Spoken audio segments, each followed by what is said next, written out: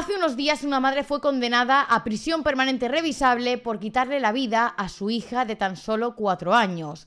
Y antes de hacerlo escribió una carta dirigida al padre de la niña en la que no solamente le confesaba el crimen, sino que también decía que le había quitado la vida a la niña para hacerle daño a él. Esta mujer estuvo más de 2 meses planificando cómo llevar a cabo su crimen. Y para ello se estuvo informando de casos conocidos de España de padres que le habían quitado la vida a sus hijos. Durante esos 2 meses estuvo estudiando distintos casos hasta dar con el modus operandi que emplearía para quitarle la vida a su hija. Y para ello decidió basarse en el caso Asunta. Así que si queréis enteraros de este caso, quedaos a ver este vídeo. Pero antes de empezar, quiero recordaros que me ha abierto este otro canal que se llama Mentes Curiosas con Lada Amores y se trata de un podcast de entrevistas. Y para el momento en el que estáis viendo esto, ya está publicado el segundo vídeo que se trata de una entrevista a la criminóloga y abogada penalista Beatriz de Vicente. Ahí le he preguntado sobre su viaje a Tailandia para cubrir el juicio de Daniel Sancho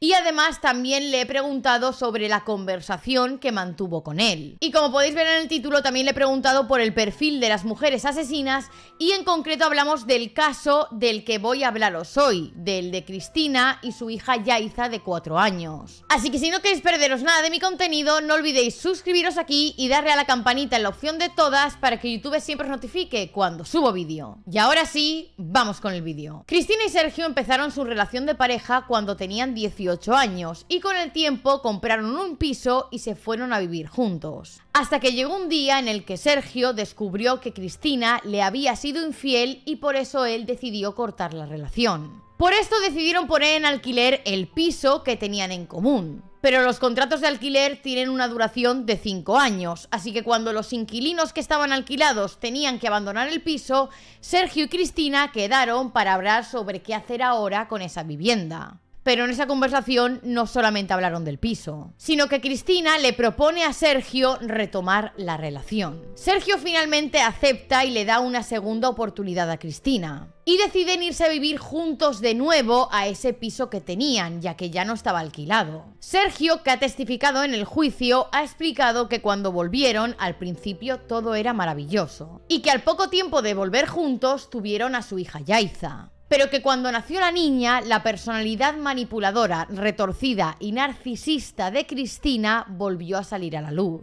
Ella se inventaba cosas, me mentía, me manipulaba para hacerme sentir mal.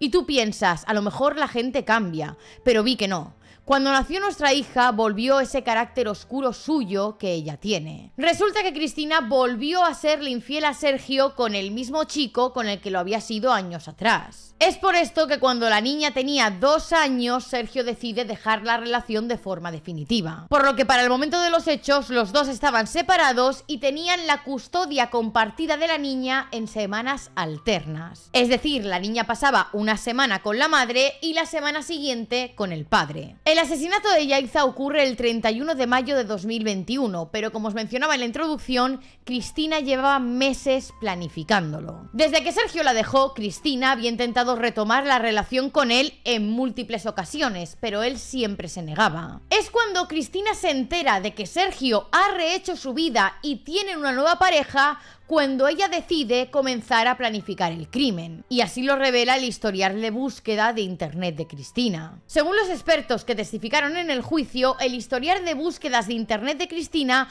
conforma un hilo conductor lógico y racional encaminado a planificar el crimen. Cristina empezó informándose sobre cómo morir por sobredosis, cómo morir por asfixia o sofocación y por último de niños asesinados a mano de sus padres. Pero las búsquedas poco a poco se fueron perfeccionando hasta llegar a los filicidios más mediáticos de España. Como os digo, 2 meses antes de quitarle la vida a su hija, Cristina se había estado informando sobre casos conocidos de padre que le habían quitado la vida a sus hijos en este país. Y había estado estudiando los distintos modus operandi hasta dar con el que ella acabaría usando para su crimen. y para eso se basó en el caso de Assumpta Basterra. Y es que al parecer las últimas semanas antes de cometer el crimen, Cristina estuvo buscando muchísima información sobre este caso en concreto, el de Assumpta.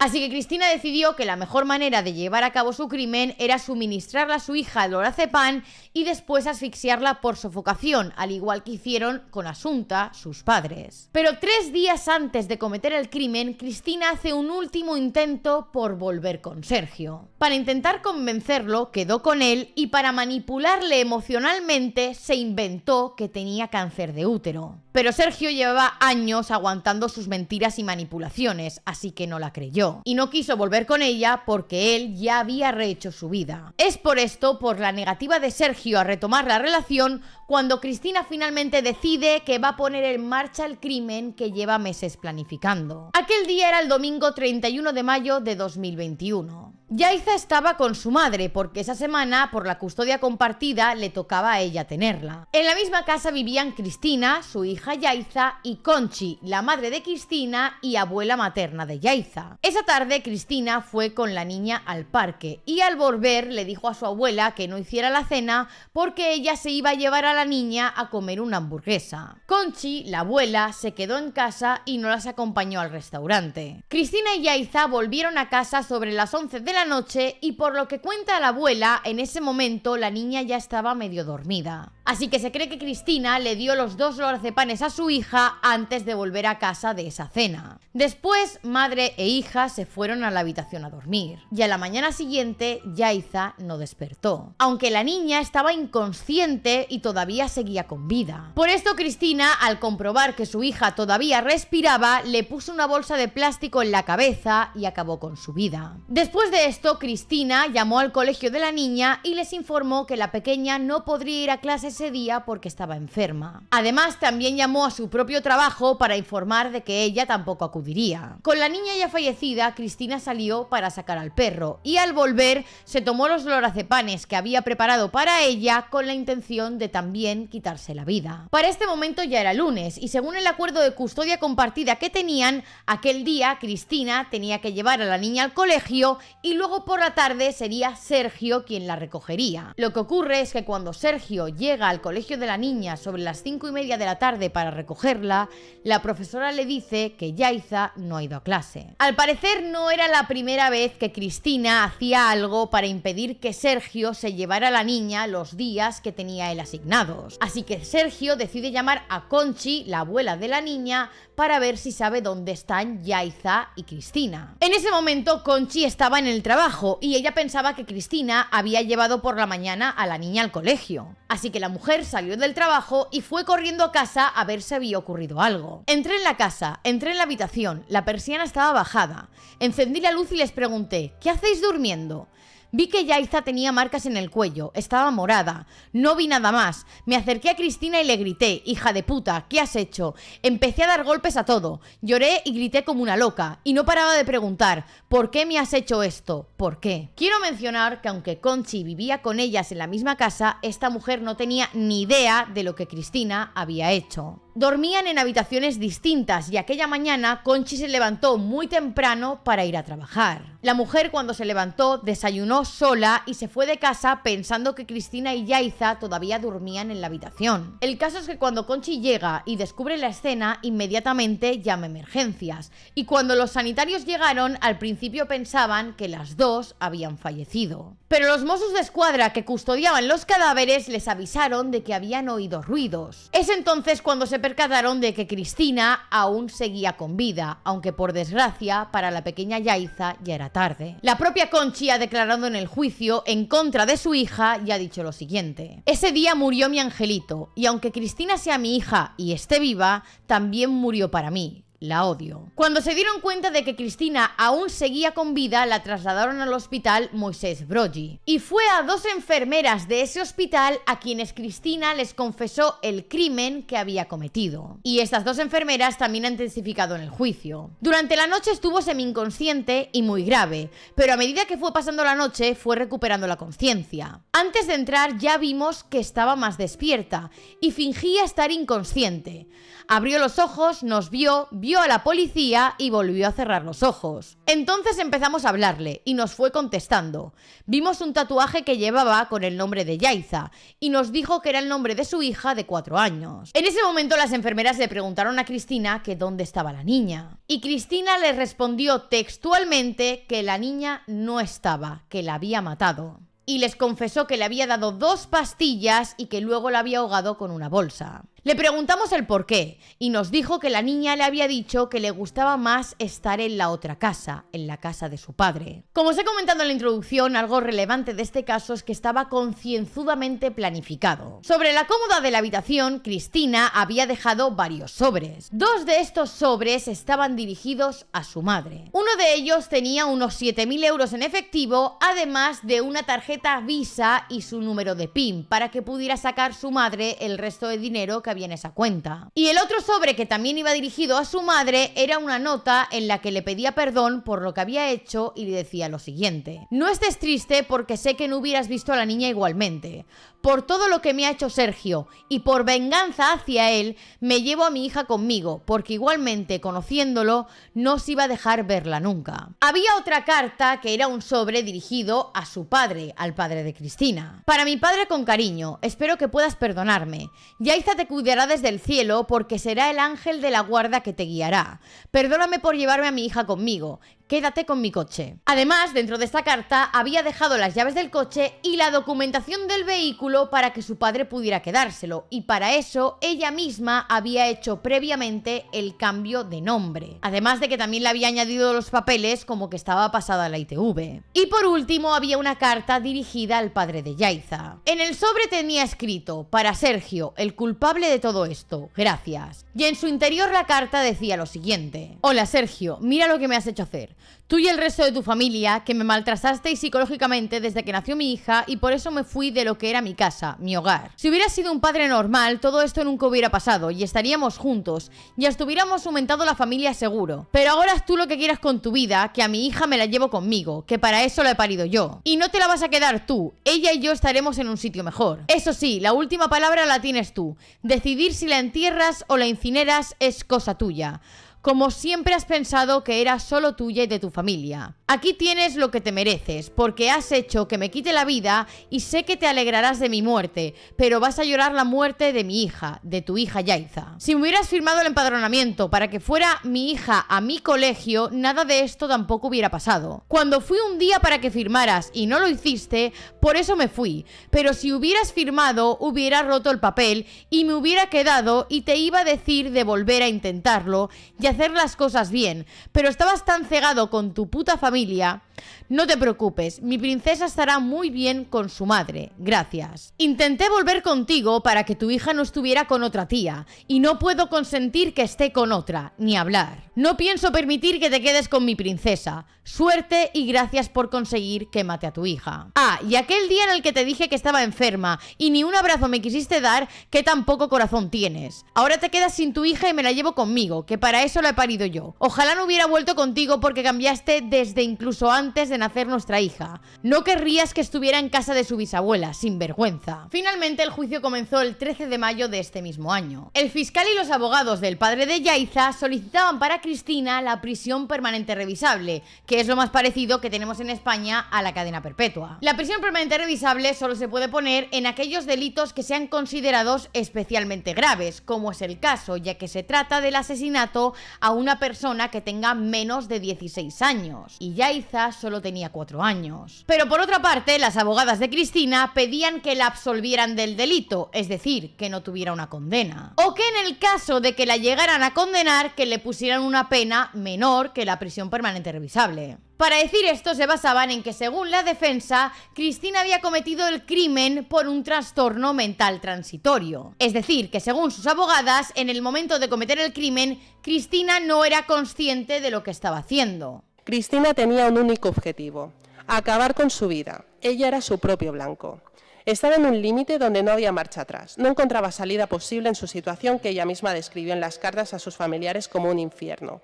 De ahí su tentativa de suicidio, que realizó en una modalidad de suicidio ampliado por desesperación, por el miedo de dejar a su hija en la hostilidad que ella entendía que era la familia paterna de la pequeña Yaiza, así como también el miedo de que perdiera todo el contacto con su familia materna. Tampoco hay que perder de vista, tal y como se acreditará en estos días, que Cristina presenta rasgos esquizofrénicos, lo que supone que estas amenazas pueden ser frutos de delirios, de creencias fijas, que para ella eran reales. Creencias que son capaces de desorganizar un pensamiento y, por lo tanto, perder el control por una disociación con la realidad, dando lugar a comportamientos desorganizados y anómalos. Pero evidentemente los peritos forenses que han testificado en el juicio han afirmado que Cristina era plenamente consciente de lo que estaba haciendo en todo momento. Y es que, como os he mencionado antes, esto era algo que Cristina llevaba meses planificando. Y había estado todo ese tiempo buscando información en internet sobre cómo llevar a cabo el crimen. Que la señora Cristina estuviera desconectada de la realidad de alguna manera. Todas las declaraciones que tomamos a personas de su entorno para averiguar o para intentar obtener algún dato en ese sentido nos revelaron que estaba llevando una vida absolutamente normal y coherente con la que había llevado últimamente. La relación con su entorno, excepto, claro, con la de su expareja, que ya mantenía unas ciertas turbulencias, idas y venidas, en su entorno tanto laboral como con la familia no había ningún indicio, ninguna señal de que pudiera padecer algún tipo de trastorno en ese momento, seguro que no.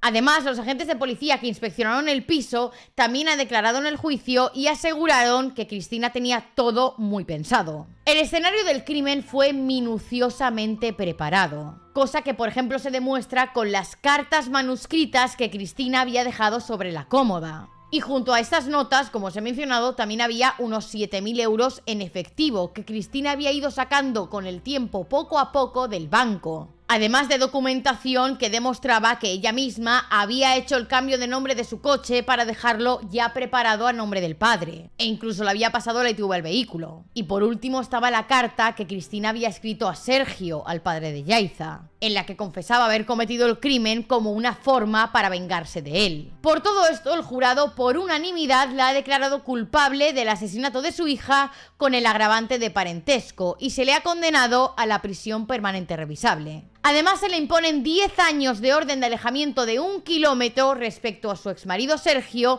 y a los padres de él. Y también tendrá que indemnizar con 250.000 euros a Sergio y con 75.000 euros a cada abuelo de la niña. Siguiendo el veredicto del jurado, la sentencia recoge que Cristina intentó reiteradamente retomar la relación con el padre de su hija, con Sergio, y que como él la rechazó, ese enfado, rabia, tristeza y frustración, Cristina lo centró en materializar una metódica planificación de la muerte de su hija. Y luego intentó su propio suicidio con el objetivo de causar el mayor sufrimiento posible a Sergio. Además, ahora otro tribunal la está investigando también por un presunto delito de malos tratos psicológicos hacia el padre de Yaiza. Al conocerse la sentencia, el padre de Yaiza hizo el siguiente comunicado. Carta a Yaiza. Hola mariposa, se acerca tu cumpleaños, pero todavía no he podido pensar en qué podríamos hacer este año para celebrarlo. Cumplirías 8 y seguro que ya me leerías tú los cuentos y habrías empezado a multiplicar y a dividir. Me hubiera gustado ayudarte. Pronto hará tanto tiempo que no te veo como los años que pude disfrutar a tu lado. Qué pena que fueran tan pocos, Yaiza. Durante mucho tiempo seguí soñando que un día abriría los ojos y te volvería a ver como si todo hubiera sido una pesadilla. Para no despertar del sueño me pasé meses y meses sin abrir la puerta de tu habitación. Pero todo esto ya lo sabes. Lo hemos hablado en el cementerio cada vez que cambio las flores. Las últimas semanas han sido muy duras y te tengo que confesar que he dejado un poco de lado la promesa que te hice. Sé que te dije que saldría adelante y lo volveré a intentar, te lo prometo. Espero que a partir de hoy sea un poco menos difícil, cuando ya sabemos la decisión del juez. Todos en el tribunal han podido ver que eras una niña maravillosa que se merecía una vida feliz, como la que tenías antes del 31 de mayo de 2021. No tengo más que palabras de agradecimiento para el juez, pero también para las personas del jurado popular que acudieron día a día a escuchar una historia de pura maldad, que ha dejado rota a toda una familia, a los abuelos, a los tíos, a los primos, a los amigos y a las profesoras. Y gracias a los testigos. Conchi, sé que tu vida también se rompió aquel día y te agradezco muchísimo que hayas defendido la memoria de tu nieta. Muchas gracias de corazón también al fiscal y a mis abogados, que han conseguido que las mentiras no tuvieran cabida en la sentencia. Y a mi psicóloga, que se me ha hecho imprescindible durante todo ese tiempo.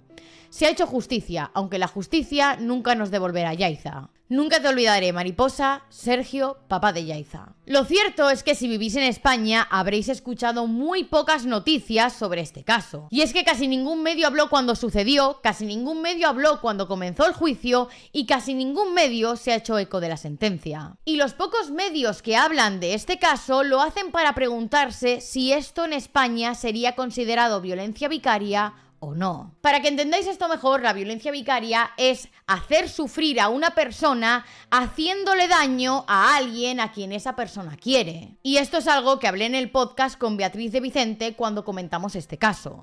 No, en el caso de Yaiza, yo creo que es un claro ejemplo. Antes lo llamábamos el síndrome de Medea. Medea, sacándolo de la mitología, Medea se enamoró de Jasón y para retenerlo tuvo hijos con él, pero Jasón se fue. Y se fue con otra.